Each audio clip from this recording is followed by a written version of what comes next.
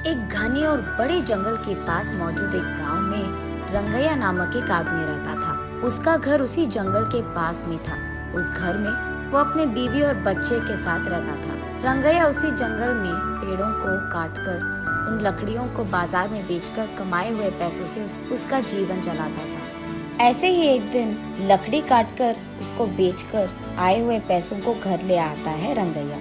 उसे देख उसकी पत्नी रत्नम्मा ऐसे कहती है, सारी जीवन ऐसे ही काटनी है क्या, लकड़ों को काटते हुए? अब क्या हो गया? क्या हो गया? ज्यादा पैसा कमाना नहीं है तुमको, अपने बेटे को पढ़ाना नहीं है, घर नहीं खरीदना है, हमेशा इसी घर में रहते हुए उन्हीं लकड़ियों को काट कर उन्हें बेचकर जीना है क्या? ऐसे कहती है। जब देखो बस पैसों का ही चर्चा, और कुछ सोचती भी नहीं हो क्या तुम? हाँ, मुझसे पूछना है कि और कोई सोच नहीं है, पर आपका तो सोच नहीं बदल रहा। इसके बाद रंगैया उसकी बातों को सुन नहीं पाता है, इसलिए वो चुपचाप वहाँ से चले जाता है।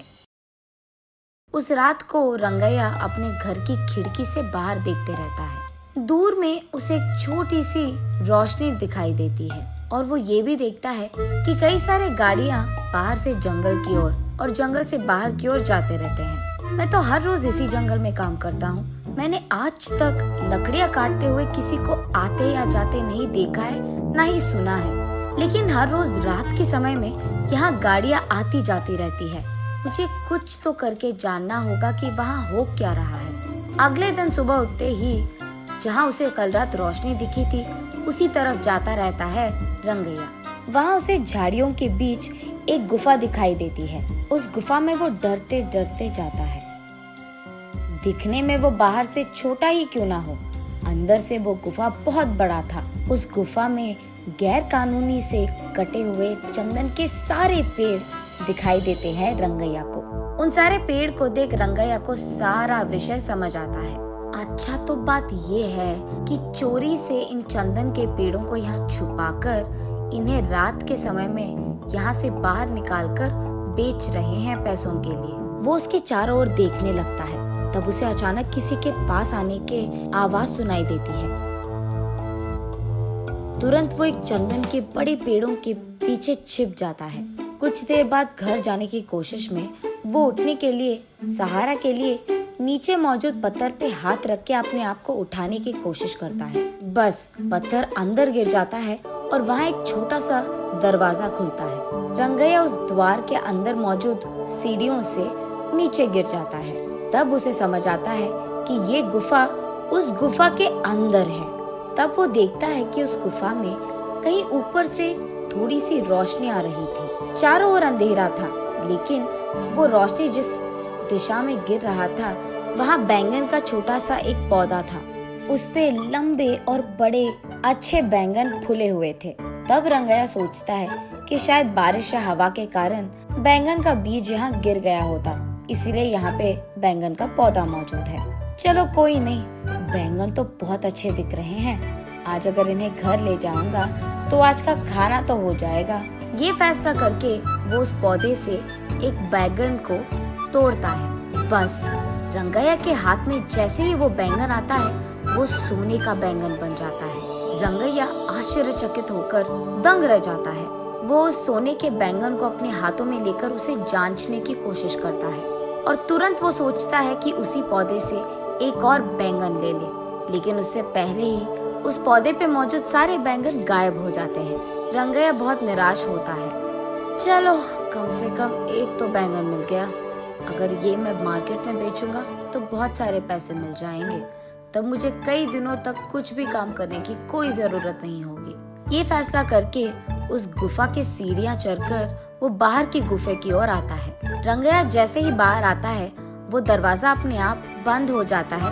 उस गुफा से बाहर आते ही चोरी चोरी छुपकर वो अपने बीवी के पास जाकर इस सोने के बैंगन को दिखाता है। उस सोने के बैंगन को देख रत्नम्मा तुरंत बेहोश होकर नीचे गिर जाती है। कुछ देर बाद होश आता है। तब रत्नम्मा, बाप रे, सोने का बैंगन कहाँ से लेकर आए आप? ये कहाँ मिला आपको? उससे तुम्हारा क्या मतलब? हमेशा पैसों के पीछे पड़ी रहती है ना। ये लो, ये सोने का बैंगन लो और इससे जो करना है तुम कर लो। अरे पहले आप ये तो बताओ कि ये आप लाए कहाँ से? कहीं अपने कुछ चोरी वोरी तो नहीं किया ना। ऐसे रत्तम्मा एक के बाद एक उसे प्रश्न पूछते ही गई और कोई चारा ना होने के कारण रंगैया जो कुछ भी हुआ रत्तम्मा को बताता है। तो फिर आपको वही रहना था ना, कुछ देर बाद अगर और बैंगन आ गए तो उसको भी लेकर आते। आपकी जल्दबाजी से ना मैं तो मर रही हूँ। चलो जो हो गया सो हो गया। इस बैंगन से हम बहुत सारे दिन ना कोई भी काम करे बिना आराम से रह सकते हैं। गधे को अगर सोने का सिंहासन पे बैठाया गया ना, उसकी बुद्धि तो गधे की ही रहेगी ना।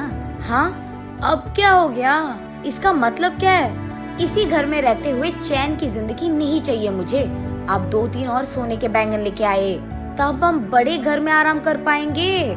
देख, हमें नहीं पता कि उस पौधे पे वापस सोने के बैंगन आएंगे कि नहीं, और इतना ही नहीं, उस गुफा में जाना बहुत बहुत मुश्किल है और घातक भी। वहाँ चंदन के पेड़ छुपे हैं रत्ना। अगर मैं पकड़ा गया ना, मेरा लाश तक नहीं मिलेगा तुझे। अब इस सब की क्या जरूरत है, जितना है उतने में खुश रहेंगे, कहता है रंगैया। तुम मर्द हो भी? वहाँ के चंदन के पेड़ों के बारे में जाकर पुलिस को बता दो। वहाँ के चोरों को वो खुद लेकर जाएंगे और चंदन पेड़ भी खाली कर देंगे। तब गुफा पूरा खाली हो जाएगा। यहाँ तुम्हारे अलावा किसी को भी नहीं पता कि उस गुफा में एक और गुफा छुपा है। इसीलिए जब चाहो तब तुम उस गुफा में आ सकते हो और जा सकते हो। वैसे ही अगर उस बैंगन के पौधे पे और बैंगन उग गए तो उसको भी लेकर आ सकते हो आप। इसको ये सोच आया पर मुझे तो नहीं आया, पता नहीं क्यों। ऐसे रंगैया अपने मन में सोचता है। ठीक है, वो सब मैं देख लूंगा। तुम फिलहाल इस सोने के बैंगन को बाजार लेकर इसे बेचकर पैसे लेकर घर आओ। ये कहकर रंगैया उसके घर से सीधा पुलिस स्टेशन जाता है और गुफा में हो रही गैर कानूनी व्यापार के बारे में उनको बताता है। पुलिस वहाँ आकर सबको गिरफ्तार करते हैं और चंदन के पेड़ों को भी वहाँ से खाली कर देते हैं। अब इस कारण गुफा में डरते हुए जाने की कोई जरूरत नहीं थी रंगैया को। अगले दिन वो उस नीचे वाली गुफा में बैंगन के पौधे के पास जाता है। तब वो देखता है कि वो पौधा बैंगन से भरा था। इस बार वो एक बैंगन को लेकर जल्दबाजी में दूसरा बैंगन लेने ही जा रहा था कि सारे बैंगन गायब हो जाते हैं। तब रंगैया को समझ आता है कि असली बात ये है कि बैंगन रोज के एक ही मिलते हैं। ऐसे वो उस दिन के लिए एक सोने का बैंगन लेके घर चले जाता है। तब रत्तम्मा उन सोने के बैंगन को बेचकर आए हुए पैसों से एक बड़ा बंगला खरीदती है। तब से जब भी रंगैया को पैसों की जरूरत थी, वो उस गुफा में जाकर बैंगन लेकर उसे बेचकर आए हुए पैसों से खुशी से रहता था। जल्द ही रंगैया और रत्तम्मा उस गांव के ही जमींदार बन जाते हैं और खुशी से जीते हैं।